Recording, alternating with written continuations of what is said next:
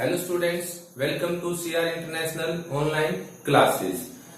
बच्चों, पिछले असाइनमेंट में हमने धर्मनिरपेक्षता के बारे में पढ़ा था कि धर्मनिरपेक्षता क्या है। धर्मनिरपेक्षता मतलब यह है कि जहां राज्य का अपना कोई राजकीय धर्म नहीं होता। अब भारत एक धर्मनिरपेक्ष देश है, यहाँ राज्य का अपना कोई राजकीय धर्म नहीं है। अब धार्मिक वर्षों को रोकने के लिए सरकार है वो क्या करती है? धार्मिक वर्षों को रोकने के लिए सरकार हस्तक्षेप का तरीका अपनाती है। यानी धार्मिक वर्षों को रोकने के लिए सरकार हस्तक्षेप करती है, इंटरफेयर का जो तरीका है वो अपनाती है। राज्य धर्म पर आधारित समुदायों के, यानी जो समुदाय धर्म पर आधारित हैं, निजी कानूनों में हस्तक्षेप करता है। यानी राज्य मतलब सरकार की बात हो रही है यहाँ पर कि सरकार धर्म पर आधारित जो समुदाय हैं उनके जो निजी कानून है उनमें हस्तक्षेप करता है, और ऐसा वह उत्तराधिकार के अधिकार को सुनिश्चित करने के लिए करता है। और इस तरीके का जो काम करता है वो उत्तराधिकार उसके बाद का जो वारिस है उसके अधिकार को सुनिश्चित करने के लिए ऐसा करता है। उसके बाद है राज्य अपने समर्थन के द्वारा भी धर्म में हस्तक्षेप करता है। उदाहरण के तौर पर हमारा संविधान सभी धार्मिक समुदायों को स्वयं के विद्यालय और महाविद्यालय स्थापित करने की स्वतंत्रता देता है।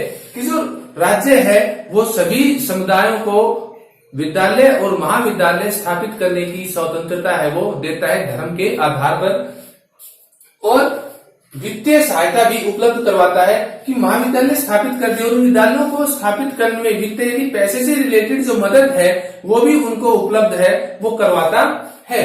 भारतीय धर्मनिरपेक्षता दूसरे दो लोकतांत्रिक देशों से किस प्रकार अलग है? कि भारतीय धर्मनिरपेक्षता है वो दूसरे जो सेक्युलरिज्म कंट्री है, धर्मनिरपेक्ष देश हैं, उनसे किस प्रकार अलग है। उसका फर्स्ट पॉइंट है भारतीय धर्मनिरपेक्षता धार्मिक मामलों में हस्तक्षेप कर सकती है। कि जब राज्य को यह लगे कि एक धर्म दूसरे धर्म के ऊपर अपना अधिकार जमा रहा है तो राज्य उसके मामलों में हस्तक्षेप है वो कर सकता है।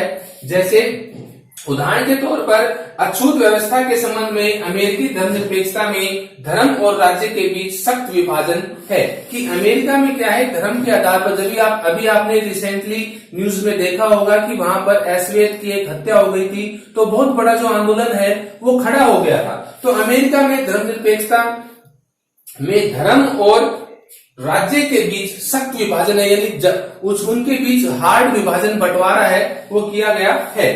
भारतीय धर्मनिरपेक्षता के अंतर्गत राज्य द्वारा धर्म में हस्तक्षेप संविधान में उल्लेखित आदर्शों के आधार पर ही किया जा सकता है। कि भारतीय संविधान में धर्मनिरपेक्षता में जो इंटरफेयर करेगा वो संविधान में उल्लेखित जो आदर्श हैं उन आदर्शों के आधार पर, उन आदर्शों का सहारा लेकर ही भारतीय सरकार धर्मनिरपेक्षता में इंटरफेयर इन्वॉल्व है वो कर सकती है।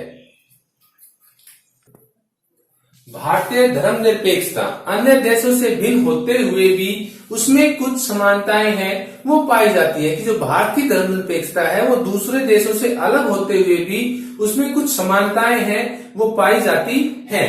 धर्मनिरपेक्षता से संबंधित उपरोक्त वर्णित कुछ उद्देश्य तो विश्व भर के अन्य लोकतांत्रिक देशों के संविधान में उल्लेखित हैं।